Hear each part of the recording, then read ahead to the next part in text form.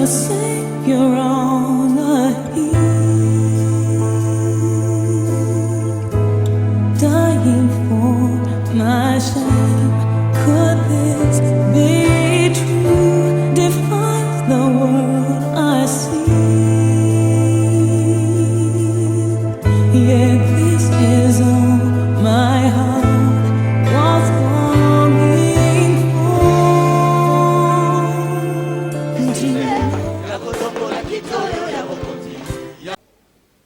Napesi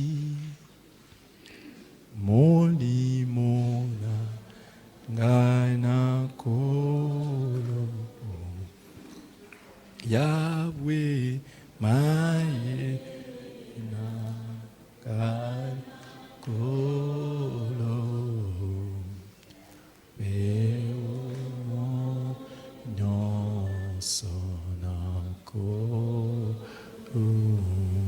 Oh, ya solo ngai na pesi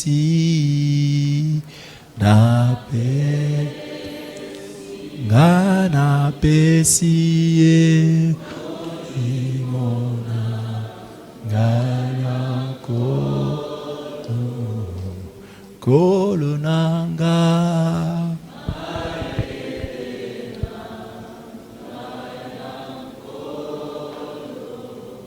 Oh,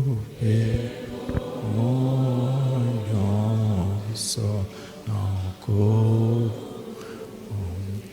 Oh, Yahweh kolo nanga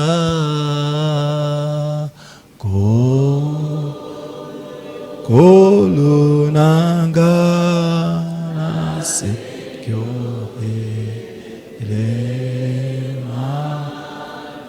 Bele mananga Ota bona ya solo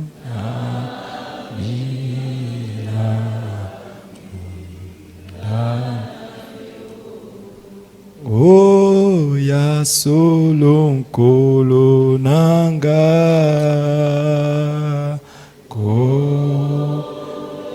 Kolo nanga enase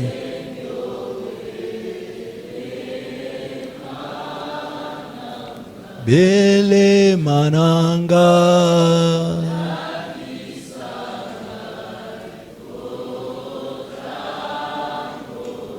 Solo na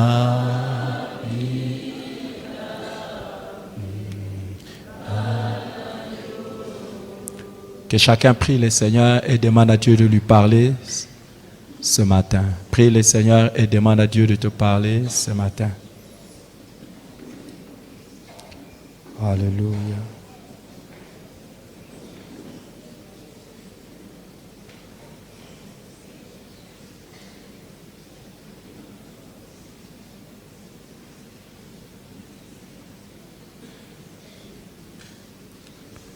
Demande au Seigneur de te parler.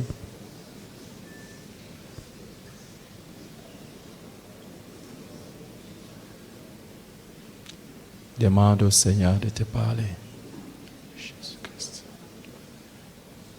Biblique soit le camp qui va transformer votre manière de servir Dieu. Et que les 2 jours que nous allons passer ici montre à quel point vous aimez Jésus et à quel point vous êtes prêts à vous sacrifier pour le servir et plaire à son nom. Et que Dieu bénisse chacun au nom de Jésus. Je vais aborder avec vous ce thème de vrai disciple. Le vrai disciple de Jésus. C'est le thème que je veux partager avec vous maintenant. Le vrai disciple de Jésus. Pour commencer, j'aimerais que nous puissions lire un long texte qui se trouve dans Jean, le chapitre 6. Jean, chapitre 6. Nous commençons à partir du verset 23. On aurait dû lire pratiquement tous les chapitres de Jean 6, mais c'est long. Mais la parole de Dieu, elle est bonne et elle est extraordinaire. Est-ce que nous pouvons lire Jean chapitre 6? Prenez vos Bibles et si vous n'avez pas de Bible, regardez dans la Bible du voisin, faites un effort pour avoir la Bible. Si vous avez un portable avec vous, vous ne pouvez pas dire que vous manquez la Bible. Normalement, vous pouvez télécharger gratuitement les versions de Bible dans vos portables. Donc, j'estime que chacun a une Bible et c'est une étude biblique. J'aimerais que nous puissions ouvrir la Bible dans Jean chapitre 6 à partir du verset 23. Si vous y êtes, vous dites Alléluia. Vous y êtes? Est-ce que vous y êtes? Alors lisons tous ensemble à haute voix. On y va? Le lendemain, comme d'autres barques étaient arrivées des Tibériades, près du lieu où ils avaient mangé les pains après que le Seigneur eut rendu grâce, les gens de la foule, ayant vu que ni Jésus, ni ses disciples n'étaient là, montèrent eux-mêmes dans ces barques et allèrent à Capernaum à la recherche de Jésus. Amen. Ces gens sont en train de partir où? Ils sont en train de partir où? À la recherche de Jésus. Waouh! Est-ce que vous êtes content quand les gens vont à la recherche de Jésus? Est-ce que ça vous fait du bien? Est-ce que vous pensez que ça fait du bien aussi à Jésus que les gens soient à sa recherche? Vous pensez ça? Waouh! Suivons alors la lecture. Et l'ayant trouvé au-delà de la mer, ils lui dirent, Rabbi, quand es-tu venu ici? Jésus répondit, en vérité, je vous le dis, vous me cherchez non parce que vous avez vu des miracles, mais parce que vous avez mangé des pains et que vous avez été rassasiés. Waouh! Demande à ton voisin, tu cherches Jésus pourquoi? Non, écoute aussi sa réponse, évidemment. Il cherche Jésus pourquoi?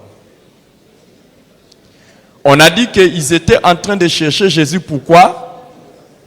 Parce qu'ils ont mangé du pain et qu'ils étaient rassasiés. Maintenant, pourquoi ton voisin cherche Jésus? Il t'a donné quelle réponse? Il y a quelqu'un qui a donné la réponse de son voisin pour partir au ciel. Maintenant, repose la question à ton voisin, et ici sur la terre, tu vas faire quoi? Avant d'aller au ciel. Waouh! Les amis, il y a beaucoup de gens qui cherchent Jésus parce qu'ils mangent du pain ou parce qu'ils cherchent du pain.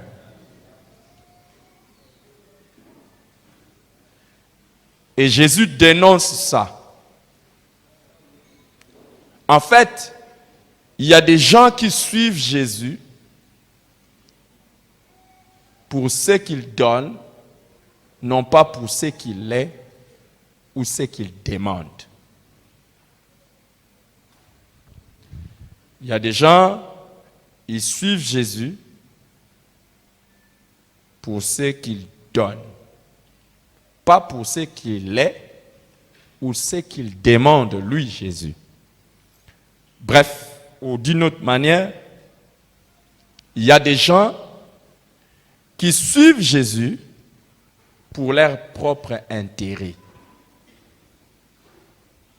et pas les intérêts du Seigneur.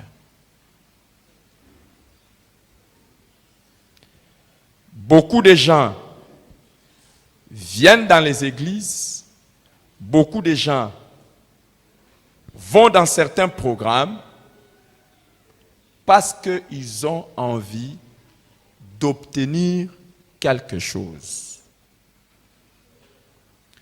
Et les programmes chrétiens, même qui rassemblent le plus de gens, ce sont des programmes dans lesquels les gens retrouvent plus leurs intérêts.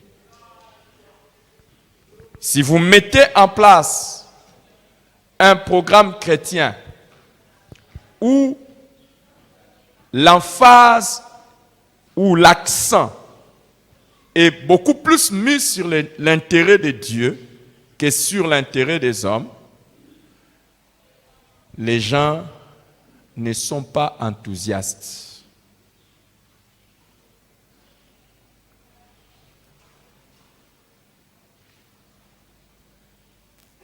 Les communs des chrétiens sont plus attirés lorsqu'il s'agit d'aller recevoir les choses de la part de Dieu que lorsqu'il s'agit d'obéir à la volonté de Dieu et de faire ce qu'il commande.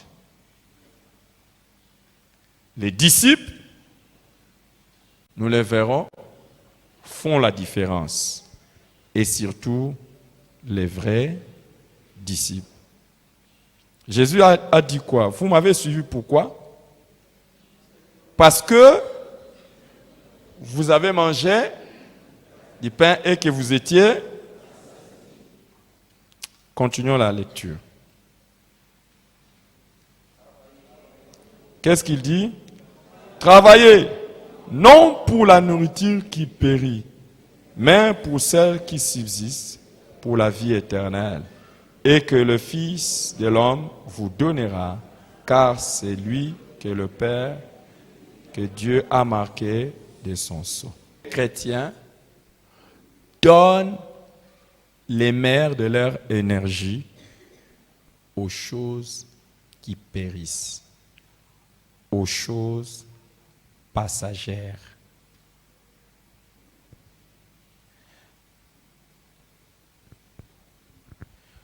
Les chrétiens donnent les meilleurs de leur énergie aux choses qui périssent, aux choses passagères. Les chrétiens sont prêts à tous les sacrifices pourvu de gagner le monde.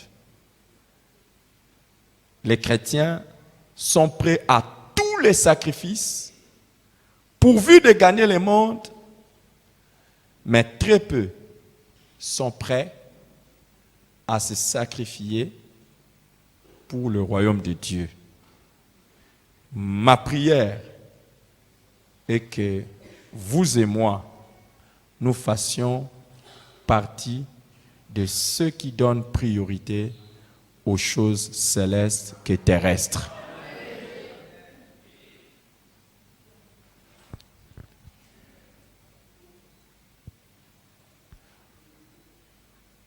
Beaucoup de chrétiens peuvent vous dire qu'ils veulent aller au ciel, ils veulent vivre au ciel,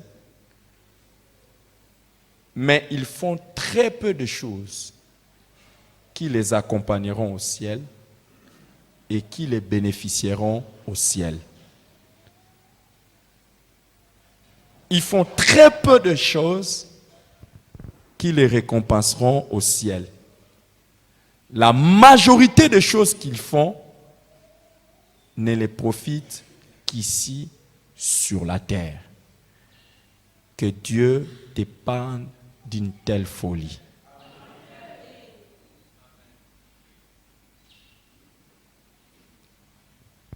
Jésus leur dit, travaillez non pas pour la nourriture qui périt, mais travaillez pour la vie éternelle.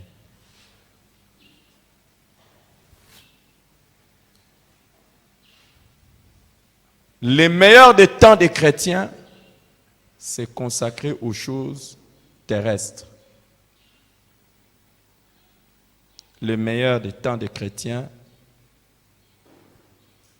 est consacré aux choses terrestres.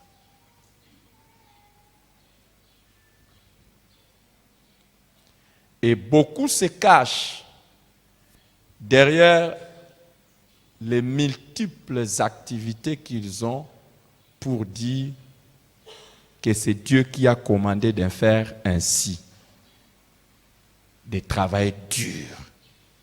Ils se cachent derrière de multiples occupations pour dire que c'est Dieu qui a commandé ainsi de travailler dur.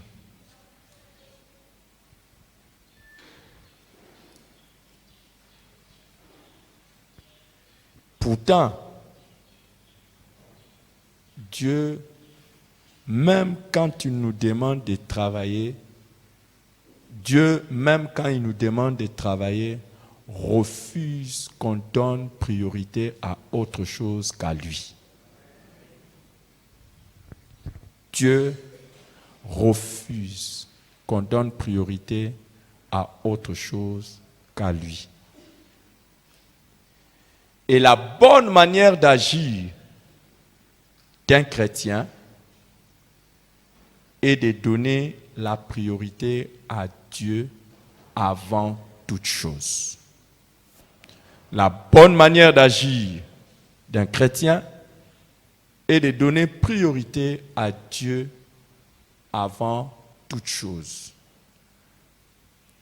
Avant sa femme, avant son mari, avant ses enfants, avant ses parents, avant son travail, avant ses projets, avant toute chose. Dieu veut avoir la première place dans nos cœurs. Dieu veut avoir la première place dans nos cœurs. Tout ce qui prend la première place dans notre cœur, voici notre Dieu. Tout ce qui prend la première place dans notre cœur, voici les dieux qu'on adore. Ça peut être votre femme, ça peut être votre mari, ça peut être vos enfants, ça peut être votre travail ou autre chose.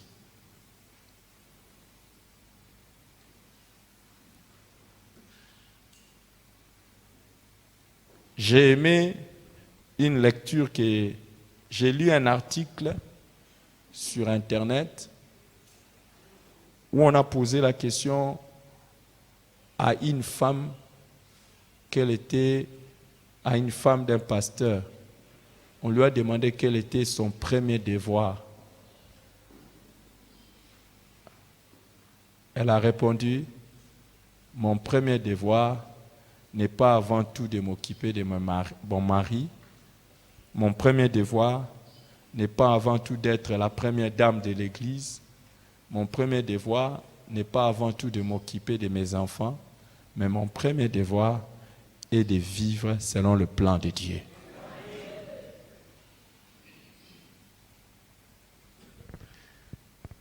Si vous vivez ayant Dieu pour priorité, les autres choses, vous les ferez de la meilleure des manières. Mais si vous renversez, vous donnez priorité à autre chose qu'à Dieu, tout ce que vous ferez ne réussira pas. Si votre mari prend la première place dans votre cœur que Dieu, sachez que vous n'arriverez jamais à les satisfaire comme il faut. Si c'est votre femme, si c'est vos enfants qui prennent la première place dans votre cœur, vous allez être déçus par ce qu'ils vont devenir. Également, si c'est votre travail ou vos études qui prennent la première place, un jour, le travail, les études ou les projets dans lesquels vous êtes va vous décevoir. Jésus dit, travaillez pour la nourriture, non pour la nourriture qui périt, mais celle qui subsiste. Verset 28, lisons ensemble. On y va? Il lui dit,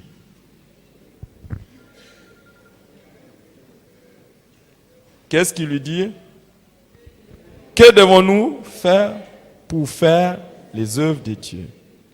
Jésus leur répondit, l'œuvre de Dieu, c'est que vous croyez en celui qui l'a envoyé. Alors le verset 30, quel miracle fais-tu donc, lui dirent-ils, afin que nous le voyions et que nous croyions en toi? Que fais-tu? Allons-y. Nos pères ont mangé de la manne dans le désert, selon ce qui est écrit. Il leur donna le pain du ciel à manger. Non, arrêtez-vous un peu là. Ces gens sont en train de suivre Jésus, pourquoi? S'il vous plaît, répondez à haute voix. Pour manger du pain, n'est-ce pas? Mais ils suivent Jésus. Jésus dit, parce que vous avez mangé le pain et que vous étiez rassasiés. Mais maintenant, il demande à Jésus, quel miracle fais-tu pour que nous puissions le voir et croire en toi? Jésus leur dit,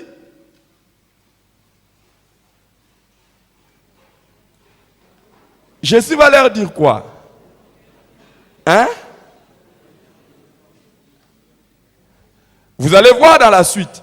Mais j'aimerais que vous puissiez remarquer avec moi. Ils suivent Jésus pour quel miracle? Manger quoi? Le pain. Parce que la veille, ils ont mangé du pain, ils étaient rassasiés. Maintenant, ils veulent croire. Jésus leur dit, il faut croire en moi. Ils demandent encore quel miracle? Le pain. Les amis, quand vous suivez Jésus pour ce qu'il fait, vous ne serez jamais rassasiés.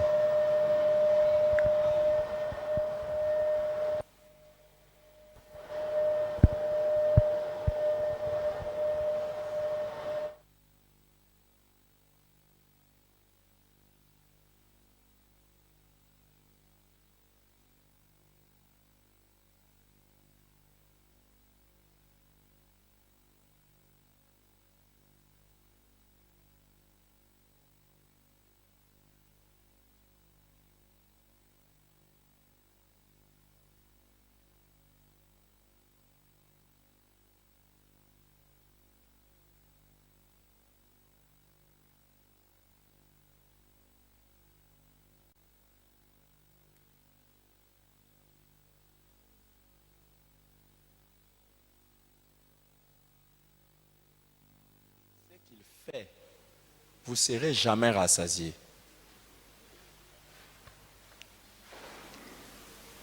Mais quand vous suivez Jésus pour ce qu'il est, vous trouverez le véritable bonheur.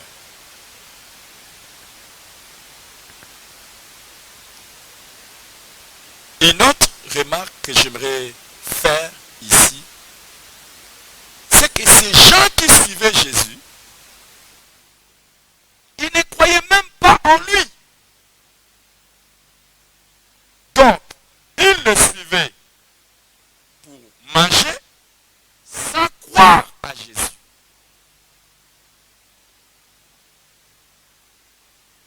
Sans croire à Jésus.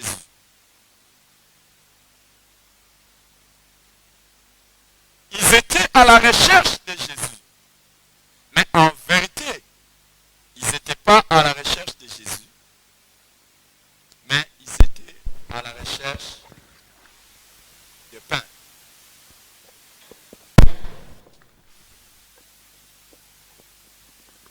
Gloire au Seigneur. Ils étaient à la recherche de pain. Regardez le paradoxe. Ils disent à Jésus, Si nos pères ont cru en Moïse, c'est parce qu'il leur a donné à manger. Et il leur a donné quoi? Du pain. Mais Jésus leur donne du pain. Mais leurs yeux sont fermés. Pourquoi? Après, il va leur dire, moi je suis le pain. Regardez la suite du verset 32. On y va? Jésus leur dit, en vérité, je vous le dis, Moïse ne vous a pas donné le pain du ciel, mais mon Père vous donne le vrai pain du ciel. Car le pain de Dieu, c'est celui qui est descendu du ciel, qui donne la vie au monde. Il lui dit, Seigneur, donne-nous toujours ces pains. Est-ce que vous croyez qu'ils savent ce qu'ils demandent? Est-ce qu'ils savent ce qu'ils demandent? Et ils demandent quoi? Ils demandent les kanga journée. En fait, pour eux, ils cherchent quelque chose qui va les rassasier ce jour-là. Et demain encore, ils auront faim. Mais Jésus leur dit, il y a quelque chose de mieux. C'est le pain qui descend du ciel. Verset 35. Jésus leur dit, je suis le pain de vie. Celui qui vient à moi n'aura jamais faim. Et celui qui croit en moi n'aura jamais soif. Qui aimerait manger ce pain-là et n'avoir plus jamais faim? Est-ce qu'il y a quelqu'un qui a déjà mangé ce pain et qui n'a plus jamais soif? Encore une question. Verset 36. Mais je vous le dis, vous m'avez vu et vous ne croyez point. Pardon. Jésus parle-t-il aux pharisiens? Il parle aux pharisiens. Il parle aux sadducéens. Il parle à ses ennemis. Il parle à qui? Non. Est-ce qu'il parle à ses disciples? Il parle.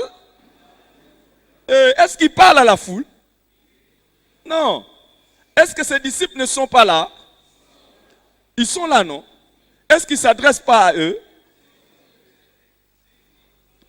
Si. Il s'adresse aussi à ses disciples. Au fait, Jésus parle autour de ceux qui sont. Il parle à ceux qui sont autour de lui. À vous et à moi également, Jésus parle. Et que dit-il? Continuons la lecture. Tout ce que le Père me donne viendra à moi, et je ne mettrai pas dehors celui qui vient à moi. Car je suis descendu du ciel pour faire non ma volonté, mais la volonté de celui qui m'a envoyé. Quand Jésus commence à parler comme ça qu'il est descendu du ciel, il veut simplement dire qu'il est qui? Il est Dieu. Or, la volonté de celui qui m'a envoyé, c'est que je ne perde rien de tout ce qu'il m'a donné, mais que je le ressuscite au dernier jour.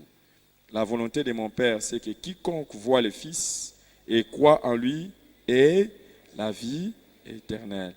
Et je les ressusciterai au dernier jour. C'est quoi manger le pain qui vient du ciel, selon ces versets, pour avoir la vie éternelle? Voilà. Vous êtes très intelligent. Parce qu'il avait dit que celui qui mange vivra éternellement. Et ici, il explique ça. C'est quoi? Celui qui fera quoi? Voilà, celui qui voit le Fils et croit en lui et la vie éternelle. Et je les ressusciterai au dernier jour. Mais est-ce qu'ils ont compris? Est-ce qu'ils ont compris? Vous êtes sûrs? Regardons le verset 41. Les Juifs murmuraient à son sujet parce qu'il avait dit, je suis le pain qui est descendu du ciel. Et il disait, n'est-ce pas là Jésus, le fils de Joseph, celui dont nous connaissons le père et la mère? Comment donc dit-il, je suis descendu du ciel? Alors s'il y a quelqu'un qui vous dit, que Jésus n'a jamais dit qu'il était Dieu, dites-lui, ok, mais il a dit au moins qu'il venait du ciel. et qu'il était aussi le Fils de Dieu. Selon ce passage, vrai ou faux? Alors ils ont dit, oh, comment lui, nous connaissons son père, nous connaissons aussi sa mère. Comment dit-il que lui vient du ciel? Non, il ne connaissait que le père adoptif de Jésus. Il ne connaissait que la mère porteuse de Jésus. Parce que Jésus n'a pas été l'enfant biologique ni de Joseph, ni de Marie. Alléluia. Il n'a été déposé que dans le ventre de Marie, par le miracle du Saint-Esprit. Alléluia. Le même Saint-Esprit qui au commencement avait créé la vie, c'est le même Saint-Esprit qui est venu encore créer l'enfant Jésus dans les ventres de Marie. Alléluia. Mais eux pensaient qu'ils connaissaient la vérité. Il y a des gens aussi qui pensent qu'ils connaissent la vérité sur toi. Ils ne savent rien de ce que tu es. Alléluia. Et ils ne connaissent même pas ta destinée. Ta destinée est glorieuse devant Dieu. Alléluia. Il y a des fois quand les gens te décrivent, ne t'en fais pas. Ils décrivent selon ce qu'ils voient. Mais ils ne décrivent pas selon ta vraie identité. C'est Dieu qui connaît ta vraie identité. Et bientôt, tu vas te manifester et les gens sauront qui tu ne m'as pas donné un meilleur amen. Tu ne m'as pas donné un meilleur amen.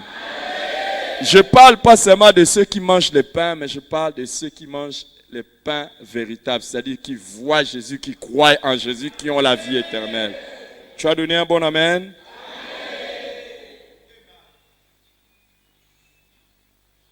Continuons la lecture. Jésus leur répondit, ne murmurez pas entre vous. Nul ne peut venir à moi si le Père qui m'a envoyé ne l'attire. Toi, tu es attiré par Dieu. Et je les ressusciterai au dernier jour. Je vois quelqu'un qui est ton voisin qui va être ressuscité au dernier jour. Ça me fait mal. Ça me fait mal de savoir. Est-ce que tu aimerais vraiment que les voisins que tu as là en enfer? Est-ce qu'il y a quelqu'un qui est là qui aimerait que son voisin ait un enfer? Je peux reprendre ce micro, s'il vous plaît? Je peux reprendre ce micro? Ça, j'ai l'impression que je parle dans un ton. Je peux reprendre ça? Gloire au Seigneur. Gloire au Seigneur. Alors, merci. Moi, j'aimerais prendre parti, et je sais, par la grâce de Dieu, que je prendrai part à la résurrection au dernier jour. Et tu en prendras aussi part. Jésus dit, personne ne vient à lui si le Père ne l'attire. Nous avons été attirés par le Père. En tout cas, j'aimerais que tu en fasses partie au nom de Jésus. J'aimerais que tu fasses partie de ceux-là qui vont être ressuscités les derniers jours. Imaginez les amis, lorsqu'il y aura résurrection et ceux qui vont rester. Waouh! Heureusement qu'il n'y a personne de ceux-là que je connais qui va rester.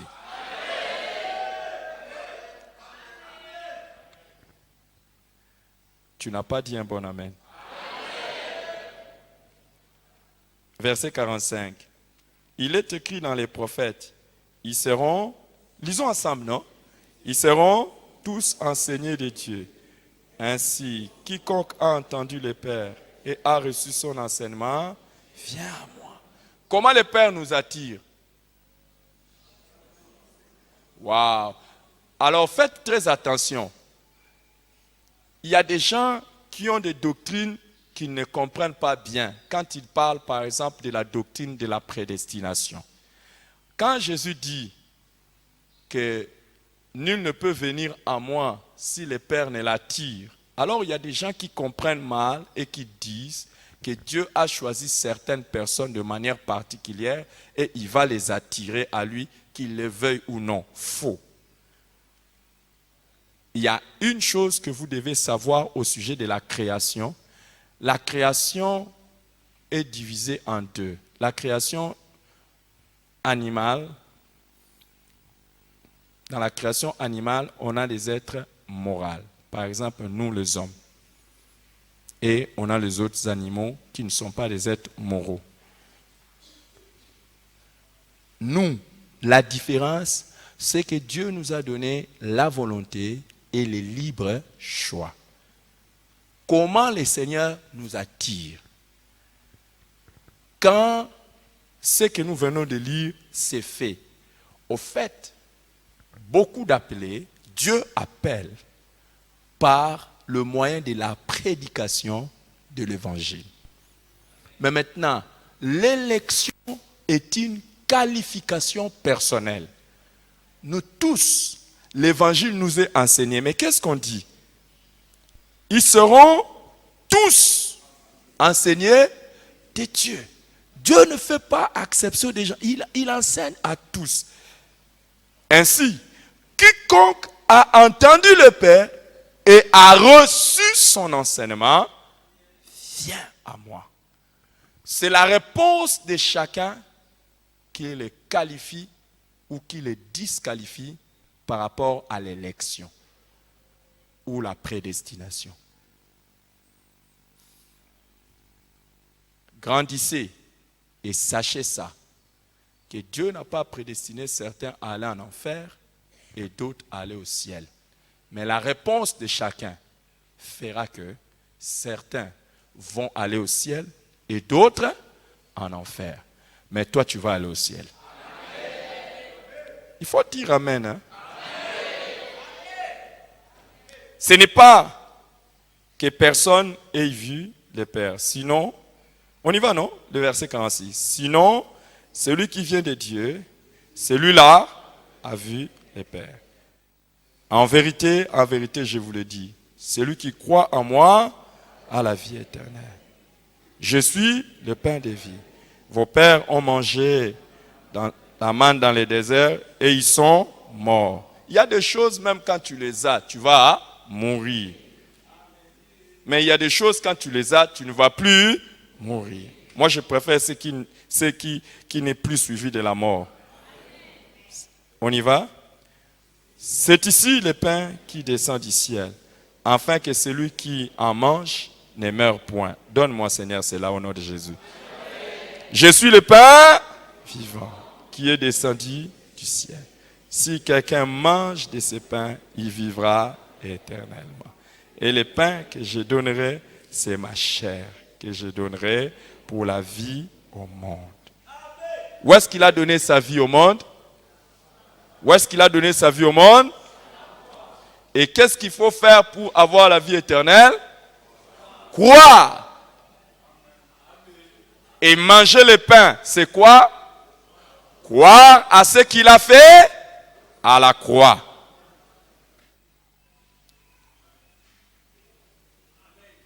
Est-ce que quelqu'un est en train de comprendre? S'il vous plaît, ça ce n'est pas un culte ordinaire, c'est un culte des ouvriers, des serviteurs de Dieu. C'est pour ça que je vous enseigne de cette manière-là. Prenez les notes, grandissez. Vous ne pouvez pas être au stade des bébés. Là, nous voulons que vous grandissiez. Quand Jésus dit « mangez de ma chair », il a dit « ma chair, je la donne pourquoi? Pour le monde. » Où est-ce qu'il l'a fait? À la croix. D'accord? Est-ce qu'on peut continuer la lecture? Là-dessus, les Juifs disputaient entre eux disant « comment peut-il nous donner sa chair à manger ?» Jésus leur dit « en vérité, si vous ne mangez la chair du Fils de l'homme et si vous ne buvez son sang, vous n'avez point la vie en vous-même. » Demande un peu à ton voisin s'il a déjà mangé.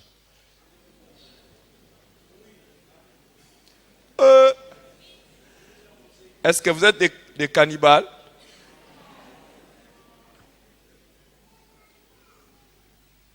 Qui a déjà mangé la chair de Jésus? Alors ne confondez pas la chair de Jésus que nous prenons à la Sainte Seine. Hein? Parce qu'il y en a beaucoup qui ont cru que ici Jésus parlait de la Sainte Seine. Beaucoup de gens ont bâti leur théologie ou leur compréhension de la Sainte Seine à partir de Jean chapitre 6. Non, ici il ne s'agit pas de l'expérience de la Sainte Seine, mais il s'agit de l'expérience du salut.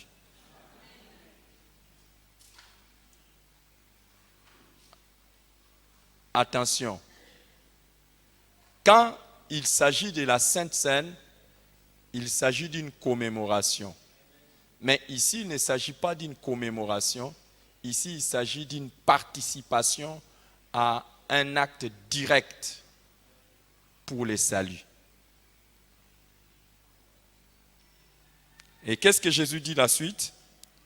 Celui qui, 54, lisons, non?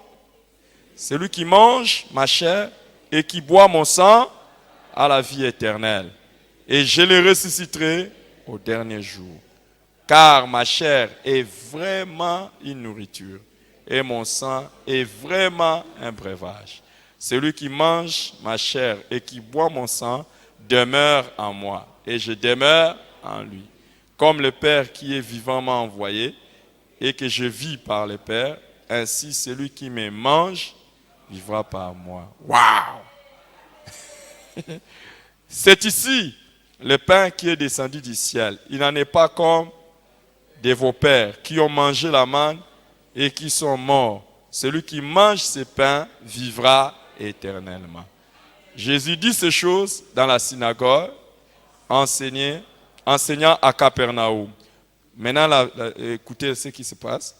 Plusieurs de ses disciples, après l'avoir entendu dire, cette parole est dure. Qui peut l'écouter? Pardon, on y va. Le verset 60, reprenons.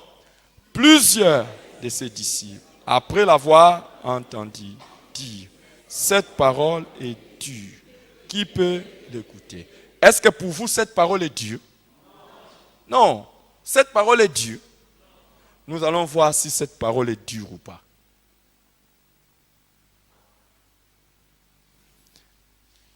J'ai une question à vous poser. La vie avec Jésus, c'est une vie de facilité ou une vie dure?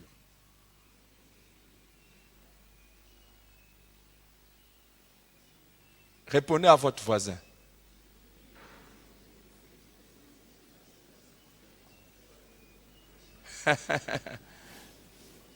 La vie à laquelle Jésus nous appelle, est-elle une vie facile ou une vie dure? Qui disent c'est une vie facile?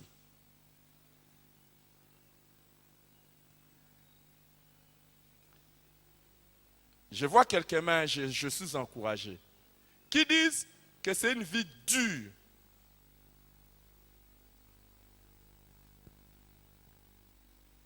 Qui disent c'est dur et c'est facile?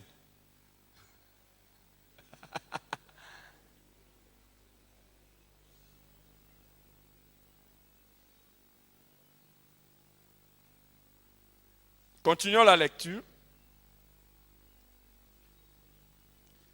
Jésus, sachant à lui-même que ses disciples murmuraient. Qui dit murmurer? Les disciples. À ce sujet, et dit, cela vous scandalise-t-il? Et si vous voyez le Fils de l'homme monter où il était auparavant? C'est l'esprit qui vivifie, la chair ne sert à rien. Les paroles que je vous ai dites sont esprit et vie. Ça n'a rien à voir avec la chair. C'est esprit et vie. Mais il est parmi vous quelques-uns qui ne croient. Il est parmi vous. S'il vous plaît, il est parmi. Demande à ton voisin s'il y a quelqu'un parmi nous qui ne croit pas. Est-ce que c'est toi ou c'est quelqu'un d'autre? Il y a quelque chose de bizarre que nous allons lire maintenant. Lisez ça. Car Jésus savait dès le commencement qui étaient ceux qui ne croyaient point et qui était celui qui les livrerait. Waouh! Donc, autour de lui, il y avait ceux qui ne croyaient pas.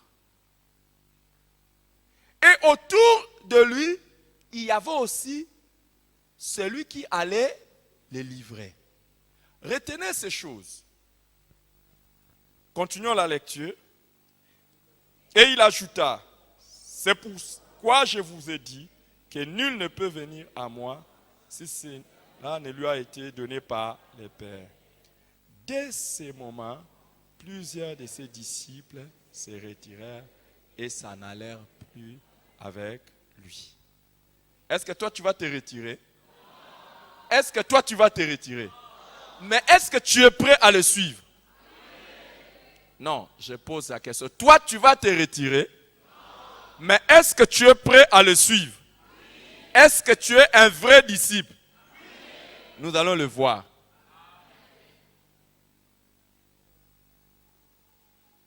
Continuons la lecture. Jésus donc dit aux 12 que moi je fasse partie de ce genre de choses. Et vous, ne voulez-vous pas aussi vous en aller? Simon-Pierre lui répondit, Seigneur, à qui irions-nous? Tu as les paroles de la vie éternelle. Et nous avons cru et nous avons connu que tu es le Christ, le Saint de Dieu. Alléluia! Combien ont répondu comme ça?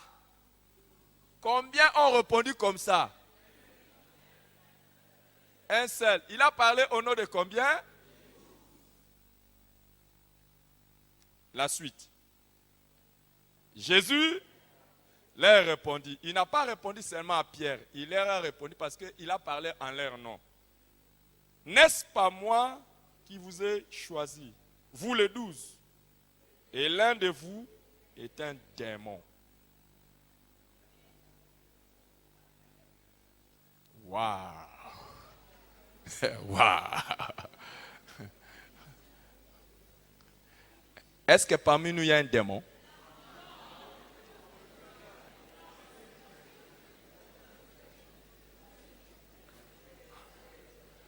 Waouh! Est-ce que parmi nous il y a un démon?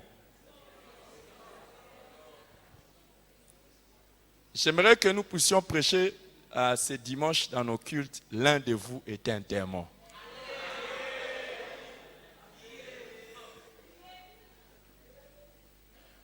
Par la grâce de Dieu, nous avons nos frères qui viennent de notre extension de Bumbu, qui sont là. Levez les mains, on va vous recevoir. Il y a aussi les bien-aimés. Il y a aussi les bien-aimés qui viennent de Cité du Salut. J'ai vu quelques-uns. Cité du Salut, j'ai vu quelques-uns avec le pasteur Paul Massaï. Dit gloire à Dieu. Gloire à Dieu. Waouh. L'un de vous est un démon. Le verset 7. Il parlait de Judas Iscariot, fils de Simon, car c'était lui qui devait les livrer. Lui, l'un de tous. Lui, l'un de tous.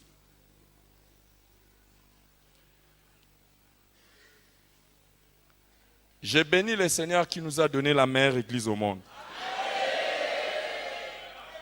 Parce que vous êtes tellement intelligents. Quel est le thème que je développe avec vous maintenant? Les vrais disciples. Quand nous regardons les textes que nous venons de lire, qui étaient les vrais disciples ou combien ils étaient? Combien de disciples il y avait? Il y avait seulement 12. Il y en avait combien? Mais combien étaient-ils des vrais disciples?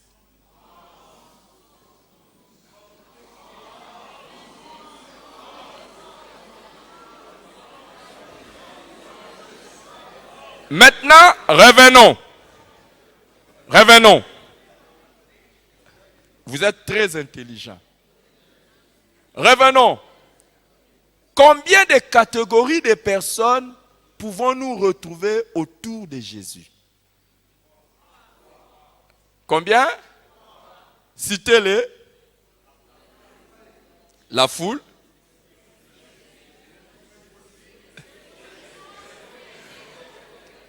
Combien de catégories de personnes on peut retrouver autour de Jésus? 3. On y va?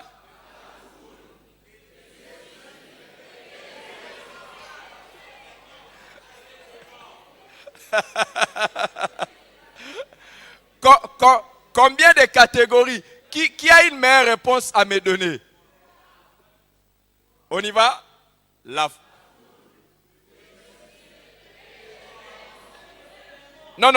Non. Commençons par les 11. Comment on les qualifie? Les 12. Et ceux qui sont partis?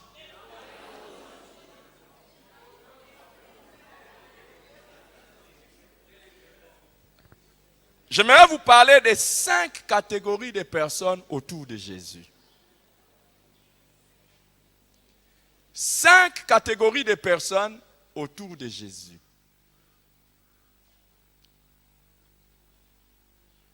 La première catégorie de personnes autour de Jésus, selon ce texte, sont ceux qui ne croient pas. Ils ne croient pas en lui. Mais pour une raison, ou pour une autre raison, ou pour une autre, ils sont quand même autour de Jésus.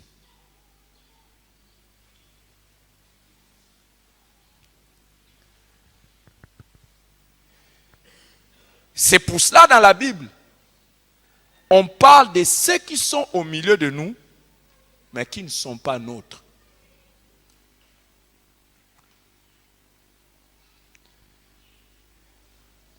Je veux parler ici de ceux qui ne croient pas. Mais je vais donner aussi la deuxième catégorie des gens autour de Jésus. Je les appelle les fans de Jésus. Les fans ou les fanatiques de Jésus.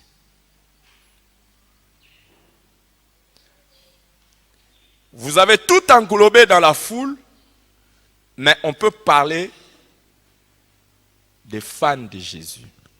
Les fans de Jésus sont ceux qui le suivent pour les choses qu'il fait, afin d'en jouir. Les mangeurs de pain.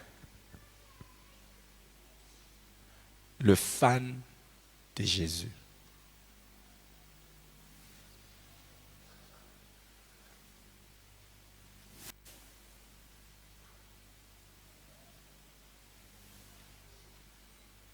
Troisième catégorie,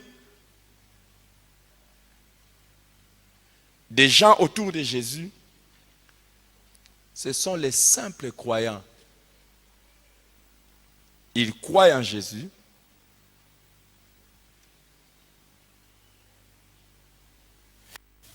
mais ils ne sont pas prêts à faire tout ce qu'il demande. Ils croient en Jésus et ne sont pas prêts à faire tout ce qu'il demande. Des simples croyants.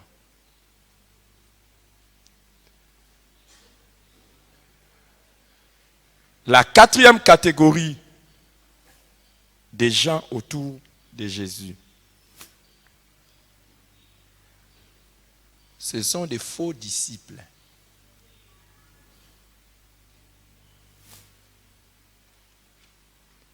La quatrième catégorie, ce sont les faux disciples.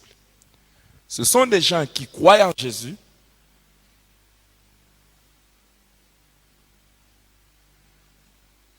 qui font ce que Jésus demande, tout en ayant des choses mauvaises dans leur cœur.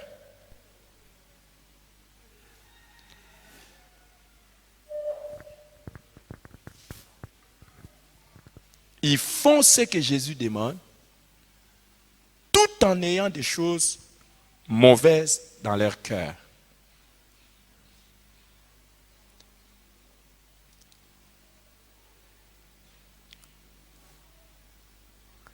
La cinquième catégorie,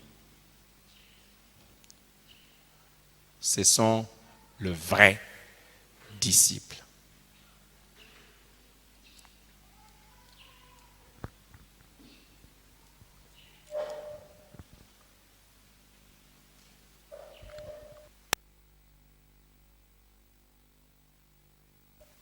Je pense que c'est avec ces micros qu'on a des soucis. Hein?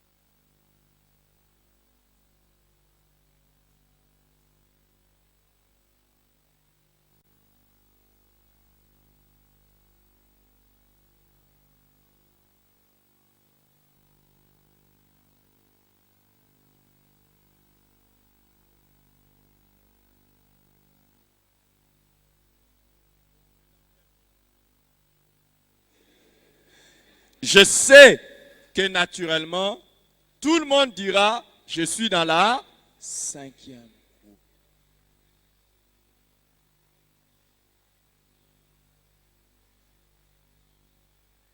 Tout le monde dira, je suis dans la 5e groupe.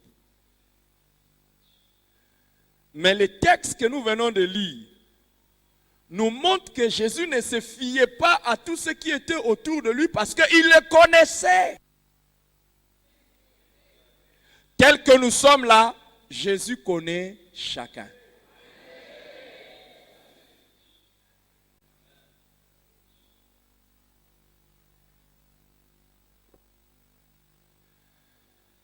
Je vais vous aider à comprendre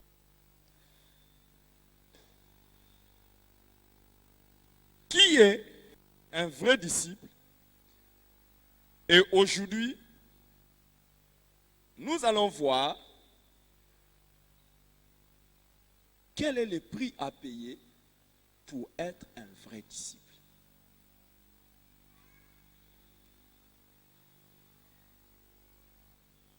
Ceux qui ne croient pas, vous savez, ce sont les païens.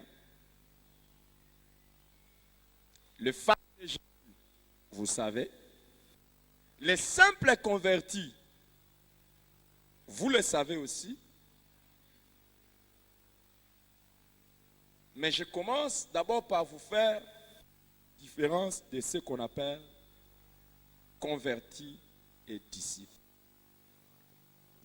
Quelle différence faire entre un converti et un disciple? Un converti comme son sauveur. Mais un disciple est celui qui a reçu Jésus, pas seulement comme sauveur, mais aussi comme Seigneur. Je répète, un simple converti, c'est celui qui a reçu Jésus comme sauveur. Mais un vrai disciple est celui qui a reçu Jésus, pas seulement comme sauveur, mais comme Seigneur.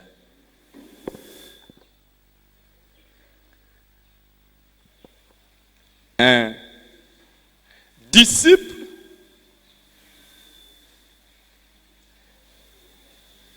est un chrétien.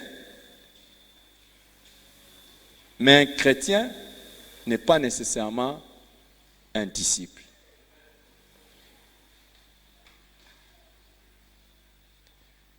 Est-ce que vous êtes avec moi? Vous êtes avec moi? Vous êtes parti. Vous êtes là ou bien vous êtes parti déjà? Un disciple, qu'est-ce que je dis la dernière phrase? Un disciple est un chrétien. Mais un chrétien, pas nécessairement un disciple. Est-ce que quelqu'un comprend ça?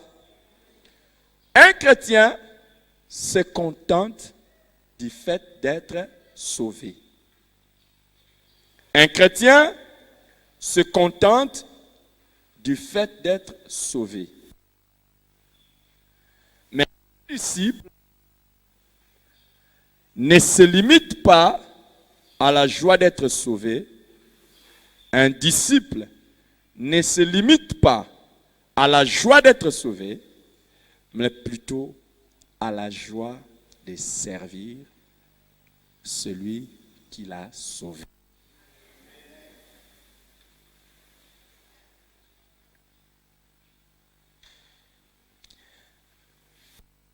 Tiens, se réjouit de son salut. Un disciple se réjouit de ce qu'il fait pour son Seigneur après son salut.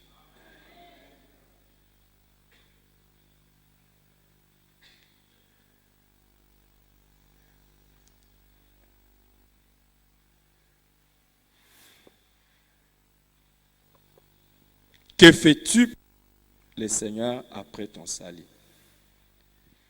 Les disciples est préoccupé à faire la volonté du Seigneur et à le plaire.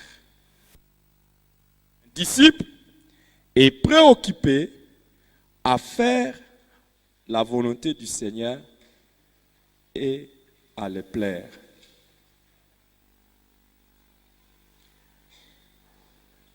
Un disciple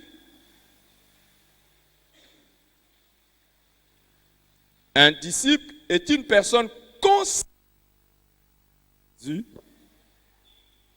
Un disciple est une personne consacrée à Jésus et prête à payer n'importe quel prix et le servir. Prêt à payer n'importe quel prix pour le suivre et le servir.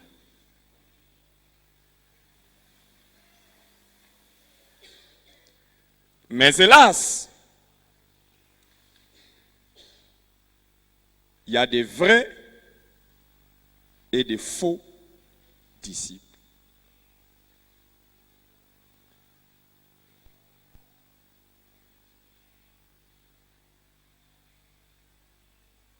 Maintenant, parlons des faux disciples.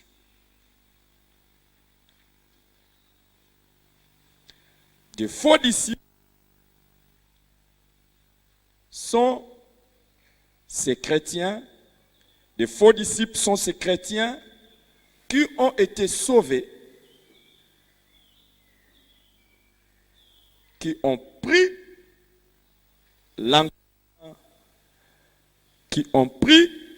l'engagement de suivre Jésus en payant les prix, mais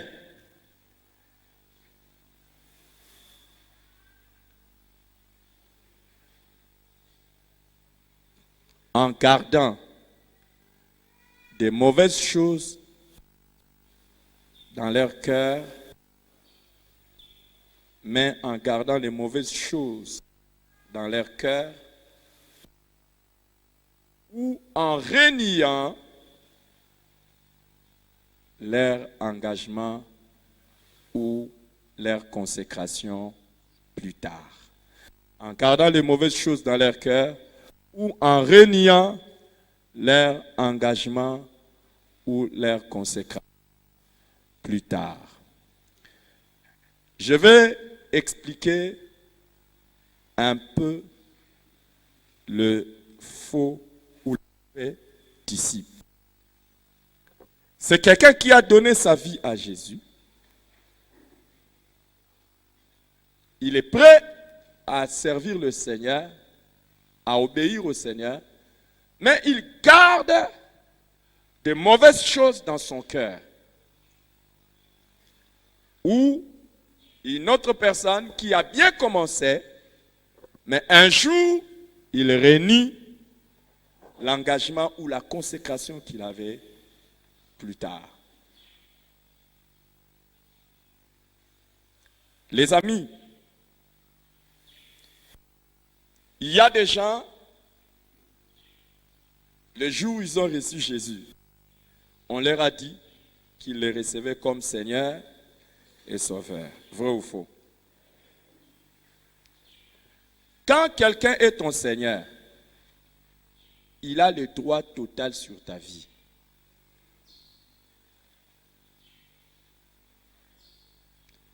Combien maintenant parmi nous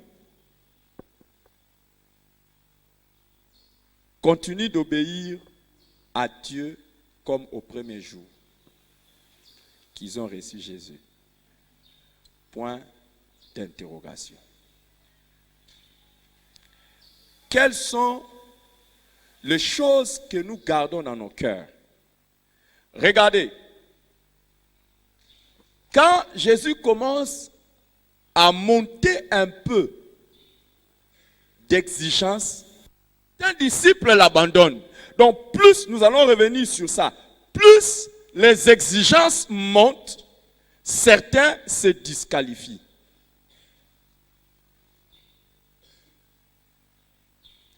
Mais même parmi ceux-là qui acceptent les exigences là, très élevées de Jésus, un a tout de même gardé de mauvaises choses dans son cœur.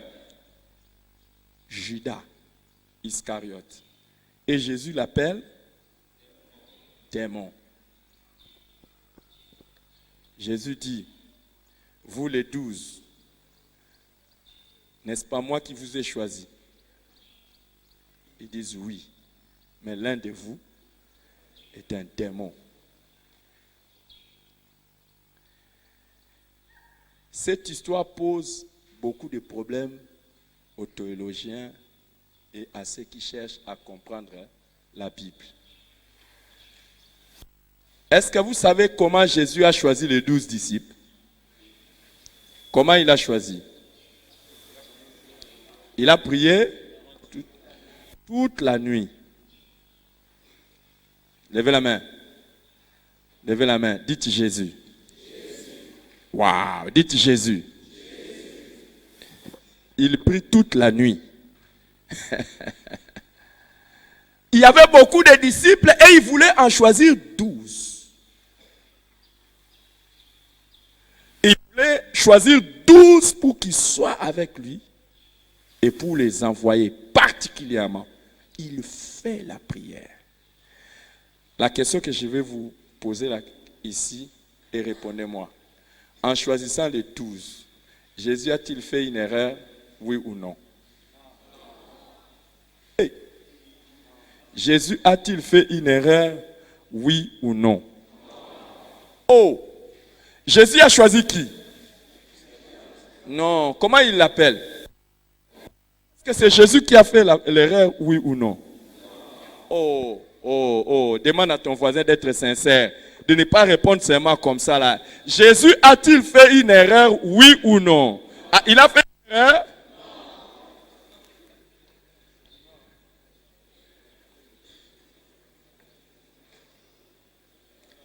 Non, soyez honnête, est-ce qu'il n'a pas fait l'erreur?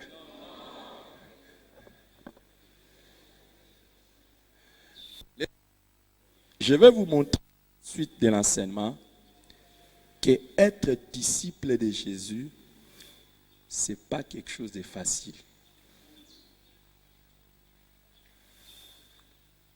Et Judas était disciple. Et Jésus a prié toute la nuit.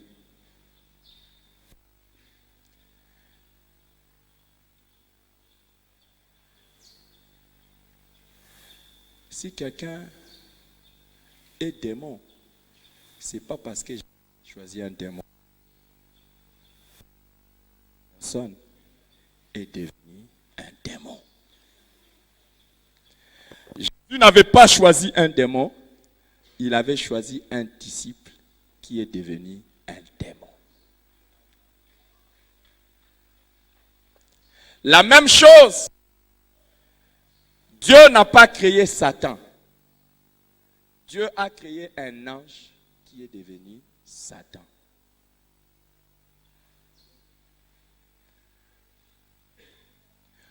Quelqu'un peut être un vrai disciple et devenir.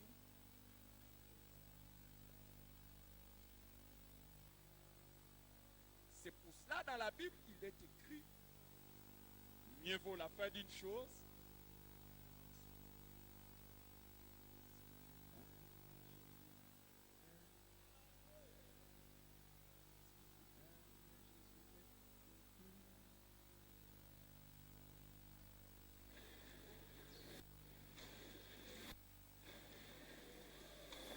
Si tu aimes Jésus, si tu aimes Jésus, si tu aimes Jésus, tape la main du voisin.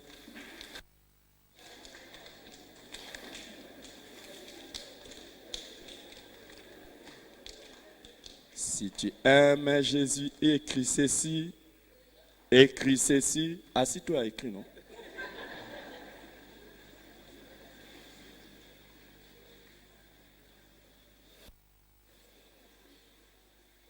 Mieux vaut la fin d'une chose que son commencement. Bien fini, bien commencer ne veut pas nécessairement dire bien finir. Bien commencer ne veut pas nécessairement dire bien finir.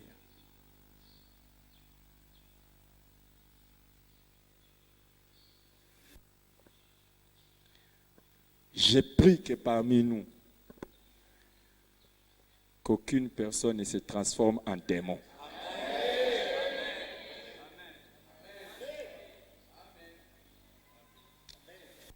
Aimer les amens des gens qui ont la foi vraiment. Qu'aucune personne ne se transforme en démon.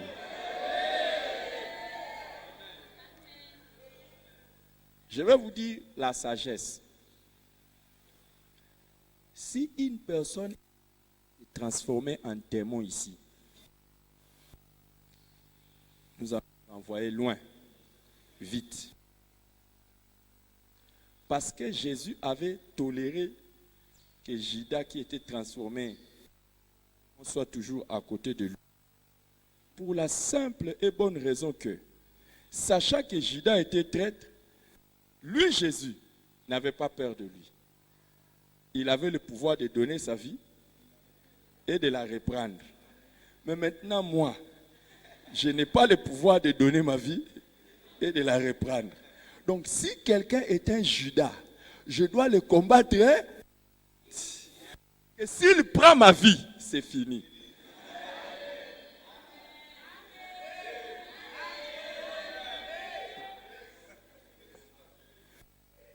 C'est pour cela.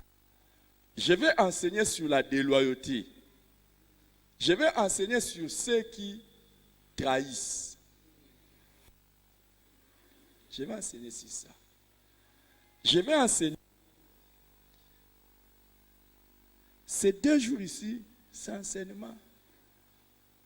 Donc, quand quelqu'un devient maître, il faut le combattre.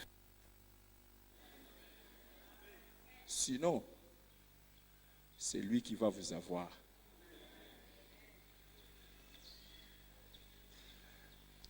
C'est pour cela.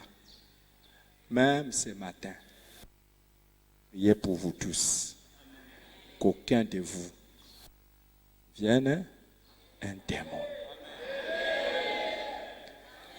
Et qu'il plaise à Dieu que si l'un de nous est devenu un démon, qu'il se répande.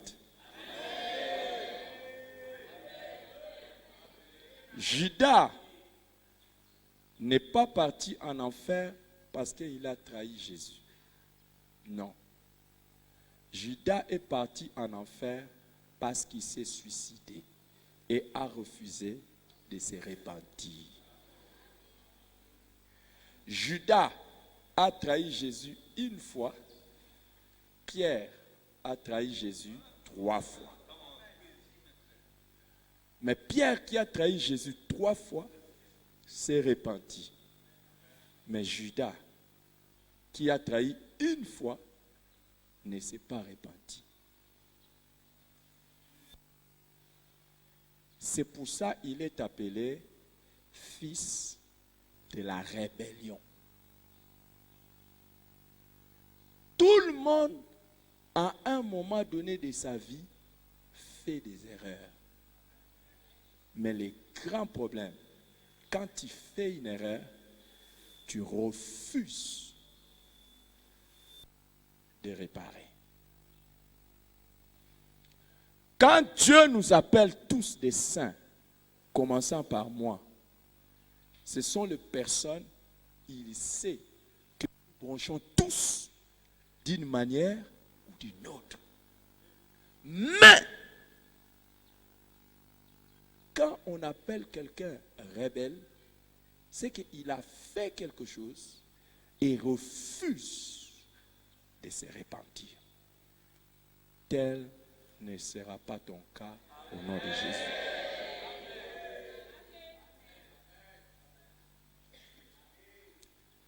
Les justes tombent 7 fois. 7 fois les relèves. Conseil gratuit. Ne tombe pas pour que le Seigneur te relève. La chute n'a jamais été quelque chose de plaisant. De plaisant.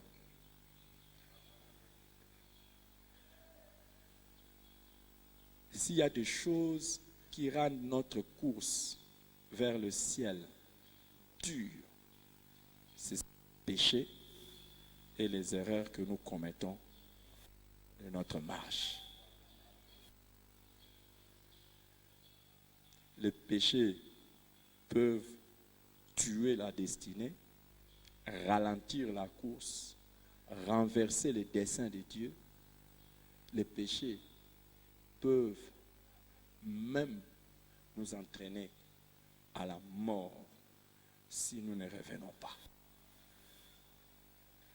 C'est pour cela qu'il est écrit que si vous voyez l'un de vous pécher, vous qui êtes spirituel, allez vers lui. Secourez la personne. Très important. Parce que la personne court le risque de la mort.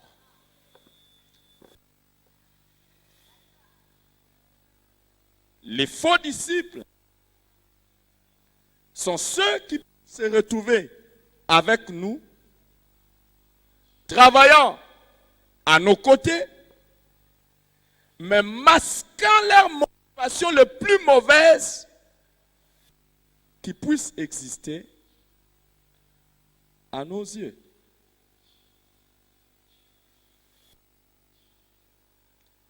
Ce n'est pas tout le monde qui vient à l'intercession parce qu'il a le fardeau de servir Dieu dans les prières afin que le royaume de Dieu avance.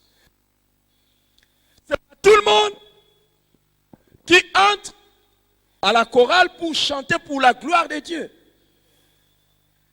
Ce n'est pas tout le monde qui entre au service des protocoles ou sécurité. Ce n'est pas tout le monde qui fait le social. Ce n'est pas tout le monde qui vient faire la décoration de l'église, qui vient faire l'entretien. Ce n'est pas tout le monde qui vient donner la formation juste par fardeau que les gens croissent en Christ. Ce n'est pas tout le monde qui sort à l'évangélisation en ayant le fardeau que les âmes soient sauvées. Ce n'est pas tout le monde qui vient diriger les cultes ayant vraiment le fardeau de conduire les gens dans la présence de Dieu. Ce n'est pas tout le monde qui vient prêcher en ayant le souci que les gens connaissent la volonté de Dieu. Il y en a qui font. Ils filment, ils entrent dans les départements de communication chrétienne ou des médias. Ils commencent à filmer. Ils viennent, ils commencent à jouer à l'instrument. Vous ne savez pas quel est son agenda. vous ne savez pas quelles sont ses motivations.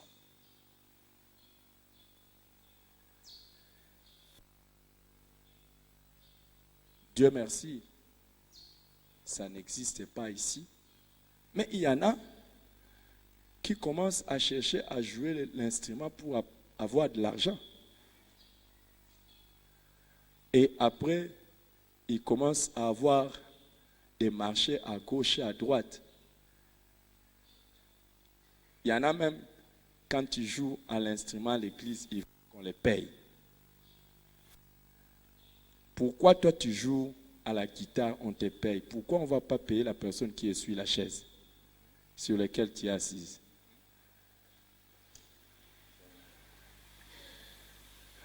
Pourquoi on ne va pas alors payer la personne qui a donné l'affermissement pour que tu deviennes comme ça? Bon, pourquoi on doit donner aux choristes et qu'on ne doit pas donner aux intercesseurs? Dites-moi non. Pourquoi on doit donner une collation aux choristes qui ont chanté et on ne donne pas une collation aux intercesseurs qui ont prié?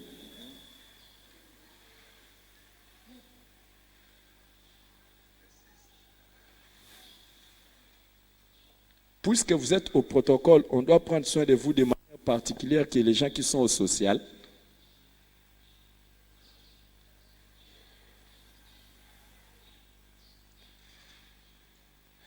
Les amis,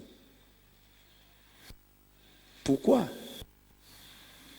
Bon, pourquoi on doit vous donner à vous quelque chose? Pourquoi on ne doit pas donner au frère qui est en train de prendre des photos? Ou bien peut-être le frère qui est en train de prendre les photos, lui aussi, il avait son intention d'avoir l'argent. Mais pourquoi on ne donnerait pas à notre frère qui est aussi en train de filer l'argent? Alors, à qui on doit donner l'argent de l'église? À tout le monde.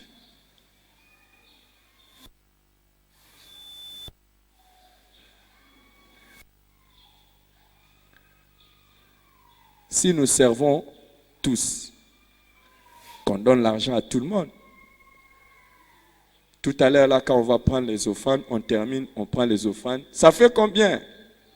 Ça fait $1000. Nous sommes combien? Nous sommes 500. Chacun aura combien? $2. Pourquoi on ne ferait pas ça? Il y en a qui viennent dans l'église. Vous ne savez pas quelle est leur motivation. Il y en a qui entrent dans le protocole juste pour que quelqu'un les voie et l'épouse.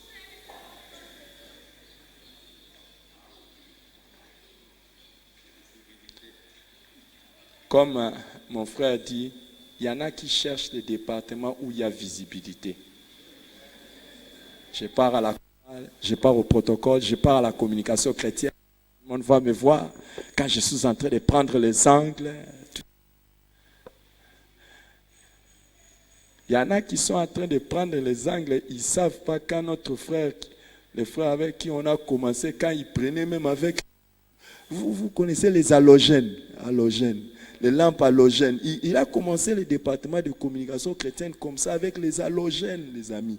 Les halogènes. Et lui-même, il n'avait personne pour faire des câbles aujourd'hui. Les câbles mènent comme vous aujourd'hui. On a des gens qui sont... Et puis vous êtes... Moi, je suis de la communication chrétienne. Il faut demander. Il y en a qui viennent comme ça juste peut-être pour impressionner. Il y en a aussi qui veulent servir à l'intercession, non pas parce qu'ils ont le fardeau de la prière, mais parce qu'ils sont timides.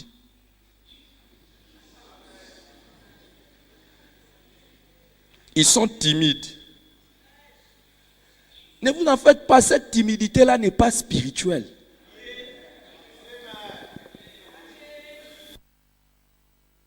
Je ne fais pas quelque chose parce que mon tempérament le voudrait. J'ai fait quelque chose parce que j'ai entendu la voix de Dieu. Et je sais que c'est là que Dieu attend que je passe travailler. Si le Seigneur me dit, va, annonce l'évangile en plein marché. Même si je suis quelqu'un qui tremble comme Jérémie, je dois faire quoi? Obéir.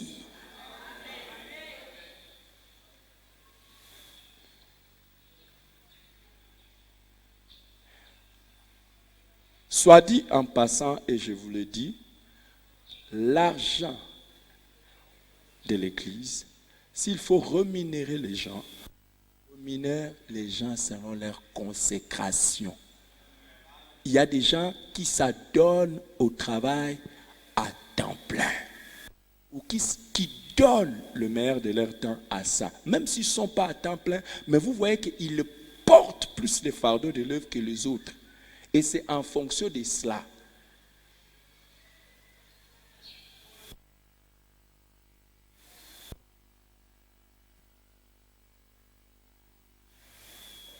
Il y a des personnes ici dans l'église, je n'hésite pas de leur apporter même une grosse somme à cause de ce qu'ils font à l'église. On a des frères ici à l'église, les amis, ils font les travaux ici à l'église, ils ne demandent rien. Mais à un moment donné, en tant que responsable, vous n'allez pas hésiter, s'ils sont dans les besoins, de leur donner.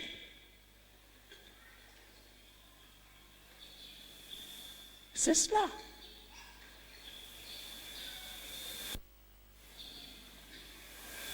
Mais les motivations diffèrent. Il y en a qui ont même l'agenda, ils viennent même dans l'église, ils ont l'agenda, ils montrent les ailes juste pour qu'on l'établisse responsable. Qu'on les mette responsable. Et il y en a responsable ou jamais. Les amis, si Dieu veut que je sois frère Eric, je préfère ça. Mais il y en a, vous essayez de toucher seulement. Vous lui dites, tu n'es plus responsable, il n'est plus chrétien.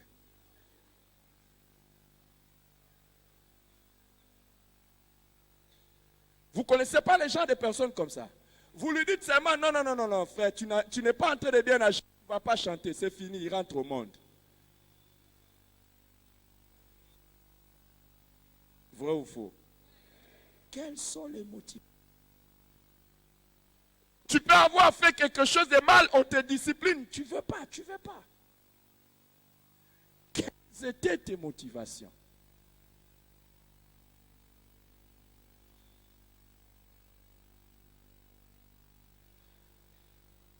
C'est comme ça que vous allez voir aussi, il y a d'autres pasteurs qui on veut le discipline. Il dit, c'est mon église. Hey, ce n'est plus Jésus, c'est ton église. C'est quoi ça? Tel que nous sommes là, Dieu seul connaît. Et il y a des gens, ils peuvent être dans l'église. Je parle d'ici, ils peuvent être à la parole de vérité. Boumou, ils peuvent être à la cité du salut, n'importe où dans leur église. Ils sont là malgré eux. Est-ce que vous savez ça? Il y a des gens qui sont assis sur des chaises, mais c'est un peu comme si c'est seulement je partirai. Vrai ou faux? Hey, moi je n'aime pas qu'on me touche. Hein? Toi tu es qui pour qu'on ne te touche pas? Nous allons les voir tout à l'heure. Les personnes qui réagissent, ce sont les personnes qui ne sont pas mortes. Or les disciples sont les personnes qui sont mortes.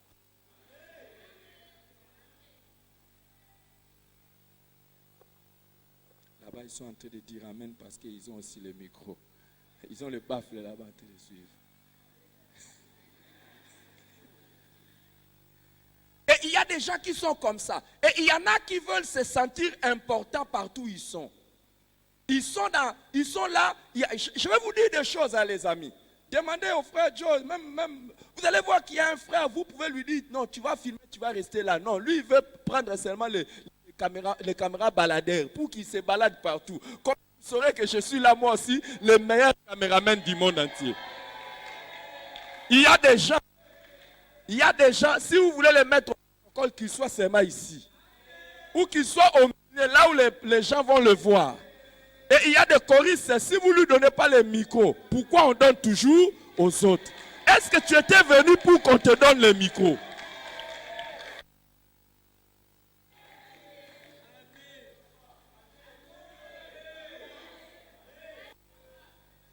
Et il y a toujours, dans cette église-là, pourquoi on donne pas la prédication aux autres. Dans cette église, c'est moi qui prêche. Il n'y a rien à faire. Dans cette église, c'est moi qui prêche. C'est le pasteur qui prêche. Et quand je ne suis pas disponible pour prêcher, c'est alors que je délègue à quelqu'un. Et la personne à qui je dois opérer dans le même esprit que moi. C'est différent.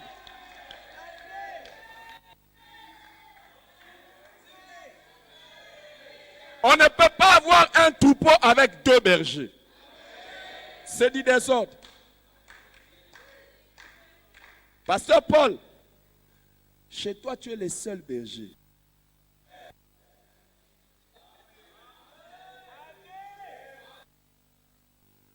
Là, tu es le seul berger. Et attention aux collaborateurs qui se comportent comme les parlementaires.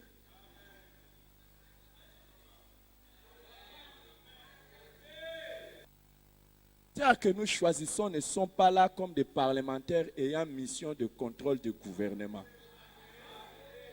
Les collaborateurs que nous choisissons sont là pour nous accompagner à accomplir la mission. Les collaborateurs ne sont pas des parlementaires, mais ils sont des membres du gouvernement. Ils gouvernent avec nous. Donc vous n'êtes pas là pour savoir qu'est-ce qui va bien ou qu'est-ce qui ne va pas bien. Ce n'est pas ça votre rôle.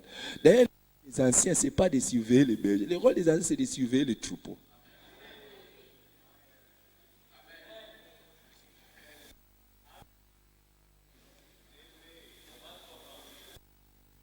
Wow. Les amis, quelles sont les motivations pour lesquelles nous travaillons?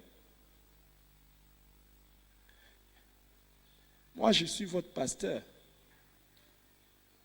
Pourquoi je travaille? Quelqu'un peut aussi travailler. Un pasteur peut travailler parce qu'il a besoin de dîmes.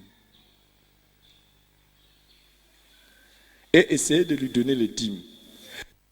Il y a des pasteurs, quand vous donnez la dîme, il essaie d'abord de regarder combien c'est pour savoir comment il va prier. Vrai ou faux? On a même fait des blagues comme ça sur des réseaux sociaux où on a montré des pasteurs. Il a vu quelqu'un qui a mené ce que lui il appelle une grosse dîme. Une grosse dîme n'existe pas. La dîme est la dîme. La dîme est les dixièmes. Les dixièmes de tout. Si c'est 100 francs, c'est ça la dîme. Si c'est 1000 francs, c'est ça la dîme. Si c'est dit, il n'y a pas de grosses et de petites dîmes. Quand un pasteur a déjà ça dans son esprit, c'est fini.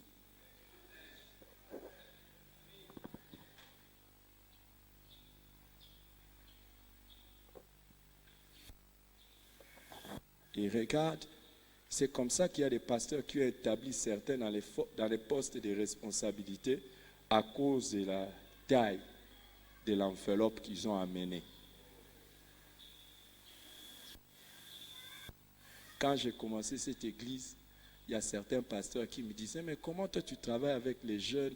Il fallait chercher les gens qui ont un peu le moyen parce qu'ils vont te soutenir.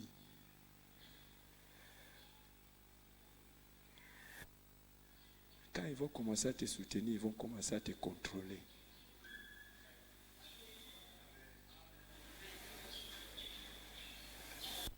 Dieu sait que personne ne sait qui est autour de moi. Collaborateurs, levez-vous. Levez-vous, mes collaborateurs et collaboratrices. Levez-vous. Levez-vous. Je vais voir. Qui peut prétendre qu'il me contrôle? Qui peut prétendre ça? Qu'il me contrôle par ses dons ou par ses dîmes? Qui? Répondez, les gens vous voient, non? Qui? Hey. Qui? Et vous êtes là, la majorité parmi vous, nous avons fait avec vous bientôt 20 ans. Mon cœur n'est pas dans l'argent. Les amis, si mon cœur était dans l'argent, je n'allais pas marcher avec des ketchs.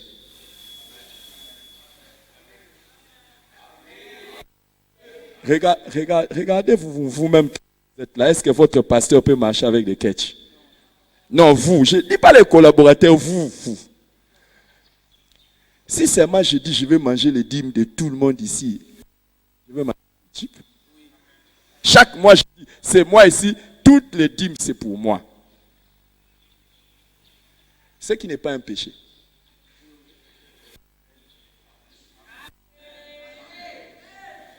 Je peux prendre une telle décision.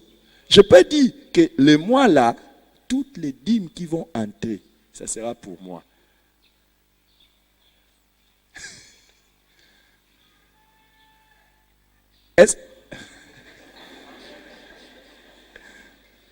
Qui se lèvera pour dire que c'est un péché? Maintenant, vous, mes collaborateurs qui êtes debout, dites, si je mange vos dîmes un mois là, est-ce que je peux changer de véhicule?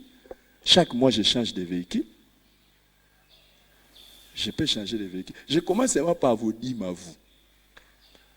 Vous êtes bénis. Alors, restez debout, je vous bénis encore. Mes collaborateurs et collaboratrices vont être des personnes sur cette terre puissante. Mais personne ne pourra me contrôler par les dons.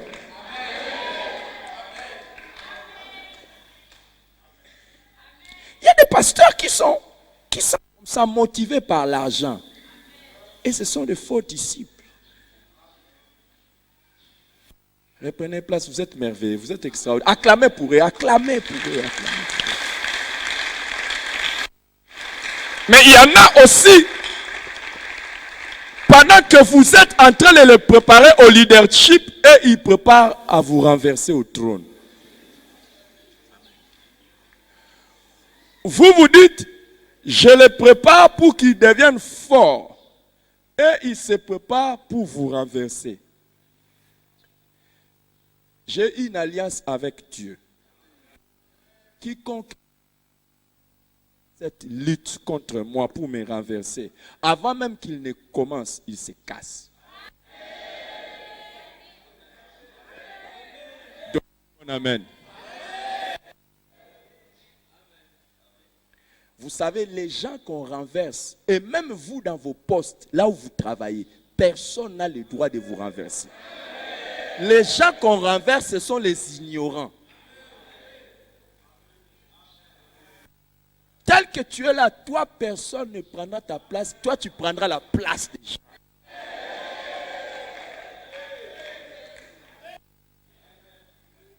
Vous savez, quand est-ce que j'ai reçu la révélation que je ne peux jamais être renversé? C'est le jour où le Seigneur m'a dit que je serai la tête et non la queue. Attendez, je vais vous expliquer. Quand Dieu a dit je serai la tête et non la queue, il a parlé à moi ou il a parlé à tout le monde? À moi ou à tout le monde? Il a parlé aussi à toi. Il a parlé aussi à toi. Alors qu'est-ce qu'il a voulu simplement dire? Que chacun a une piste. Et dans ta piste, tu seras la tête. Quand est-ce que tu risques de ne pas être la tête? Si tu laisses quelqu'un d'autre entrer dans ta piste. Il n'y a personne qui osera entrer dans ma piste. Il n'y a personne qui osera entrer dans ta piste. Tu seras la tête. Tu seras la tête. Pourquoi d'autres personnes sont, pendant qu'ils sont en train de prêcher, ils sont en train de faire... Parce qu'il est midi. J'avais promis qu'on va manger à midi. J'attends les signaux.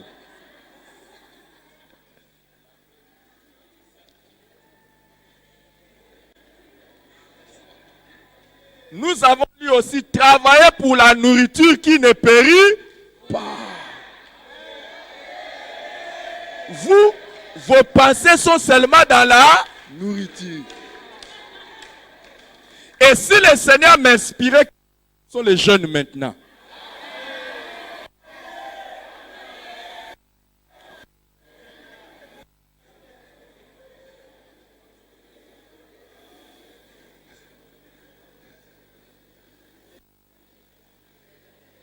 L'un de vous est un démon.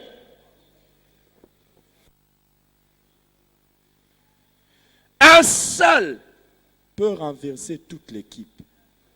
Peut mettre toute l'équipe en débandade. C'est pour ça que nous prions. Parce que nous sommes entrés dans une année de faveur exceptionnelle. Que s'il y a quelqu'un parmi nous qui doit se répandre, qu'il se répande au nom de Jésus.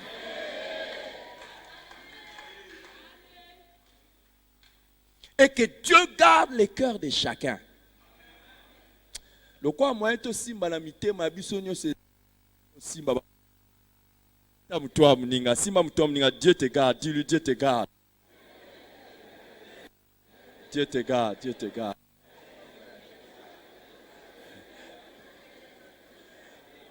Parce que nous ne savons pas qui sont là. Il y en a quand il dit comme ça, simba mutema mutu. Ola mutema mutu. Les qui sur le boko. Des faux disciples. Non, là, je comprends. Vous, je comprends. Entre vous, je comprends. Entre vous, là, je comprends. Le problème. Est-ce que quelqu'un a compris de quoi je parlais? Est-ce que moi, je dis quelque chose? Mais est-ce que vous avez compris?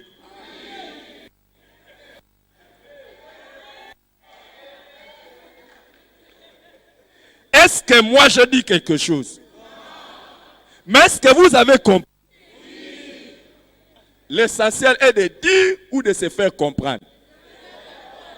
Si vous avez compris, c'est tout. Les amis, que Dieu nous garde. L'une des stratégies de Satan est de corrompre les gens au milieu de nous. Je parle dans l'église. Les attaques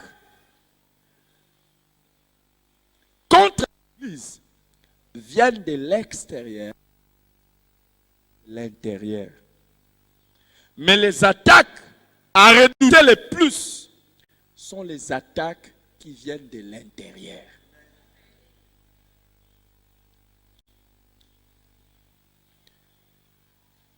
Parmi les stratégies de Satan pour renverser l'église, il utilise les attaques extérieures et les attaques de l'intérieur. Les attaques qui viennent de l'extérieur sont les persécutions. Les attaques qui viennent de l'extérieur sont des persécutions qui peuvent être sous forme d'interdiction, de violence. Les attaques qui viennent de l'extérieur sont des oppressions. Les ennemis, les démons qui cherchent à amener les enfants de Dieu dans de mauvaises choses ou à leur faire vivre de mauvaises choses. Mais les attaques qui viennent de l'intérieur et qui sont les plus à redouter, c'est-à-dire le fait que certains commencent à vivre dans les péchés et la déloyauté.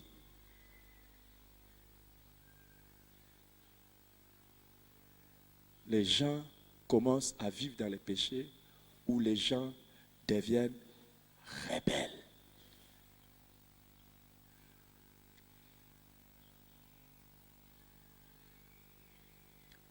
Et ce que nous devons le plus craindre, ce n'est pas les attaques qui viennent de l'extérieur.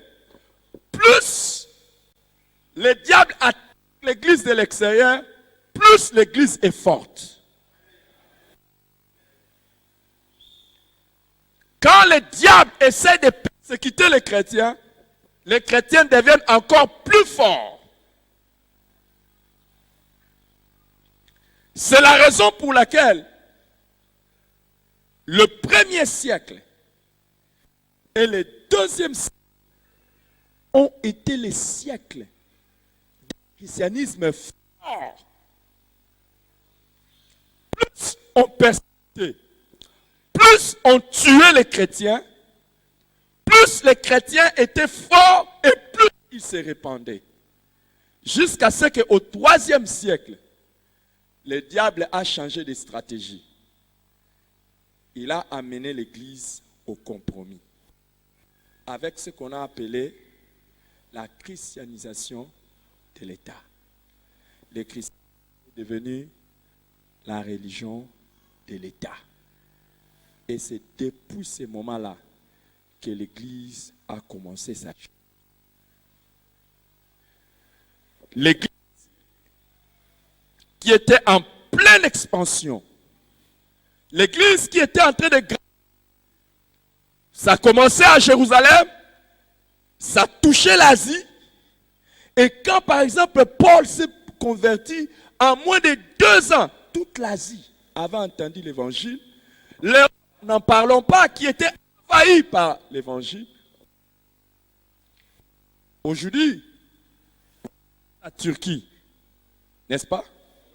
C'est un pays chrétien, c'est un pays musulman. Mais est-ce que vous savez les lettres que Jean écrit aux 7 églises, c'est les villes qui se trouvaient dans la Turquie? L'église du premier amour, toutes ces églises, c'est en Turquie. Mais qu'est-ce qui a fait que les pays qui étaient touchés par l'évangile, bien plus tard, se sont refroidis? C'est pour la simple et bonne raison que le diable a réussi à entrer à l'intérieur et à corrompre l'église. Quand le diable réussit à faire entrer le mal au sein de l'église, c'est plus fort que quand l'église de l'extérieur. C'est pour cela il nous est exhorté d'éveiller les uns sur les autres. Et nous devons veiller les uns sur les autres pour nous exciter à l'obéissance et à la sanctification.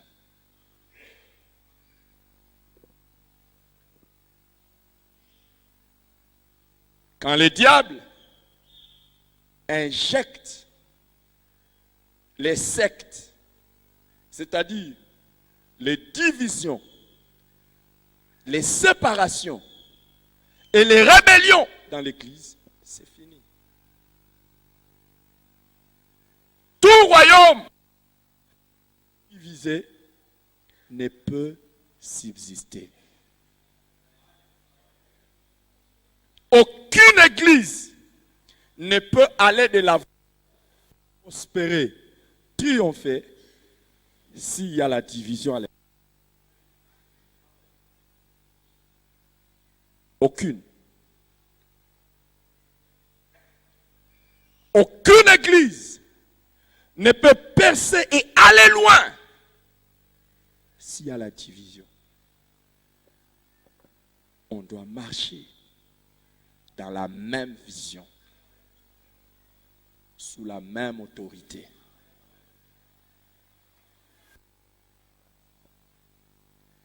C'est pour cela, veillons les uns sur les autres. Pour y parvenir, chacun doit respecter ce qu'il est appelé.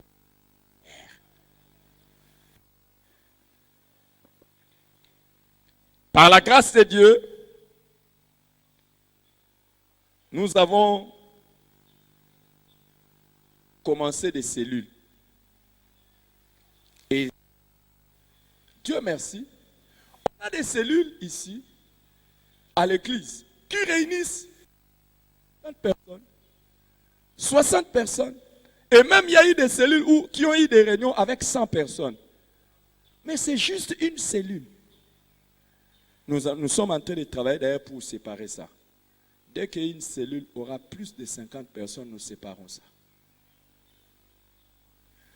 Parce que les objectifs que nous visons pour la cellule, c'est l'interaction de membres. Et on ne peut pas avoir beaucoup de gens, sinon alors l'objectif est carrément annulé. Mais que se passera-t-il?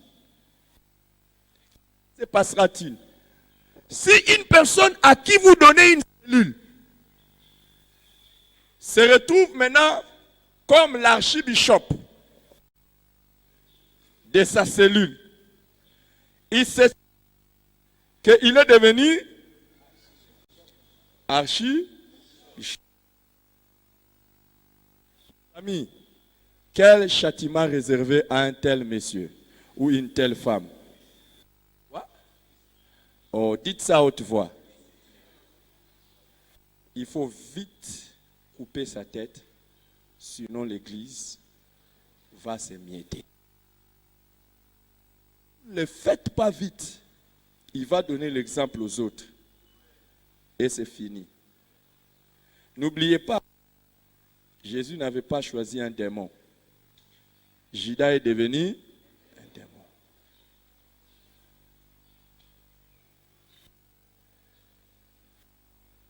D'ailleurs, la raison pour laquelle cette année, nous allons changer même des responsables des cellules. Tu as commencé là-bas, on te transfère, tu vas ailleurs. Pour que tu ne croies pas que tu peux mettre tes racines partout là. Et même dans la politique de l'église, maintenant, on a changé même pour les extensions. Est-ce que les gens de Bumbu, vous ne voyez pas que quand j'ai besoin de votre pasteur, il ne vient pas? Il ne dépend pas de lui. Vraiment venir là, c'est moi qui dis. Et il a des programmes, il a fait des programmes, mais je lui montre que je suis moi le pasteur.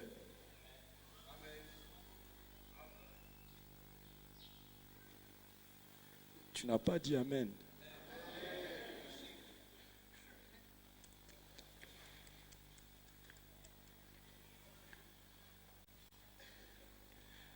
Le temps est arrivé où la parole de vérité ne peut pas avoir deux bergers.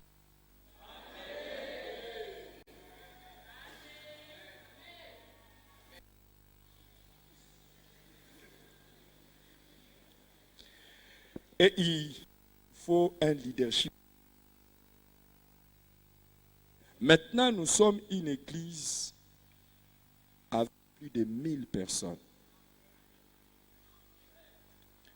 Et nous sommes en train de travailler pour que le dimanche prochain, nous soyons à 2000. Si je ne montre pas les paquets, je prépare un désastre à venir.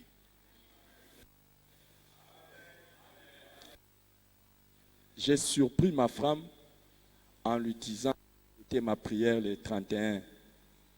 Ma prière le 31 était que cette année, l'église devienne une église de 50 000 membres. J'ai aimé parce qu'il y a des gens qui ont la foi. Mais pour diriger 50 000 personnes, il ne faut pas laisser les rebelles régner.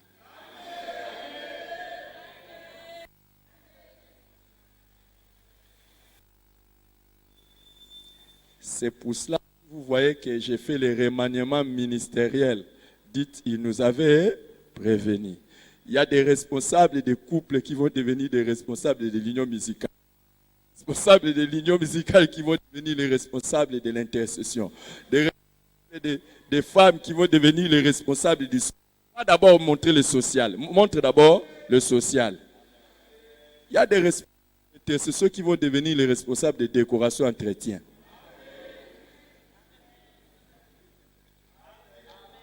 Non, restez calme que mes collaborateurs disent. Non, mes collaborateurs.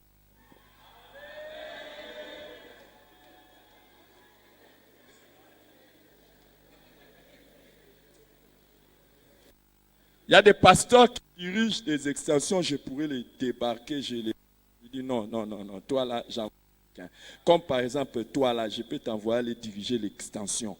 Je te dis, tu vas diriger l'extension. Tu arrêtes, Et le temps est arrivé où il n'y aura plus de négociations. Quand je dis tu pars, tu pars.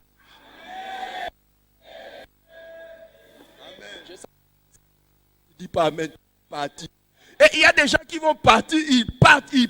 Et sur le chemin, le Seigneur leur dit, c'était la volonté de Dieu.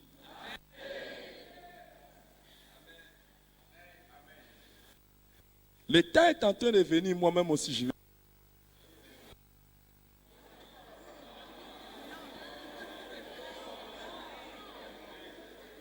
Oh.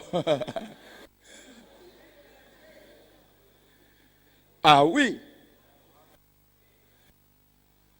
J'ai envie aussi implanter l'église. Et je...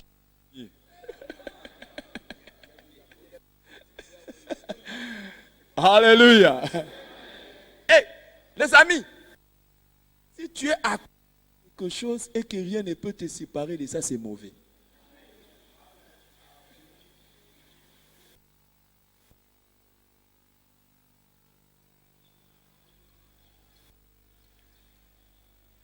Nous refusons que l'un de nous soit un démon. Dites un bon amen. Le temps est arrivé, que ce soit à la cité du salut, que ce soit à Bumbu, que nous puissions nous souder, que ce soit ici, que ce soit toutes les extensions, qu'on puisse se souder et qu'on se dise on est une équipe, on est fort et que personne ne nous sépare. Nous devons aller de l'avant et nous allons aller de l'avant. Oh, donnez un bon amen. Donnez un bon amen. Vérifie si la nourriture terrestre est prête. La Bible dit, vous qui êtes forts, supportez les faibles. Il y a certains qui sont faibles ici. Ils vont dire, pasteur, tu avais promis qu'on allait manger. Tu avais promis qu'on allait manger.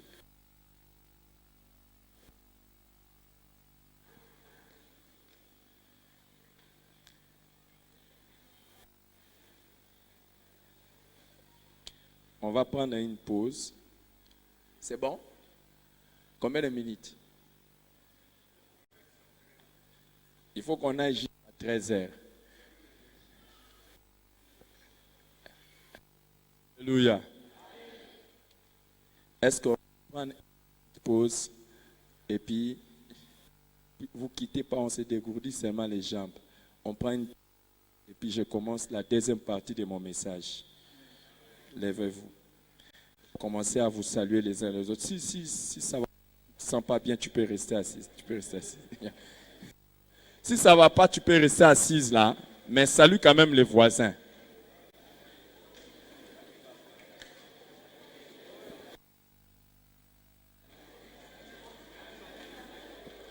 En attendant, on va faire passer les paniers des offrandes. A Savior on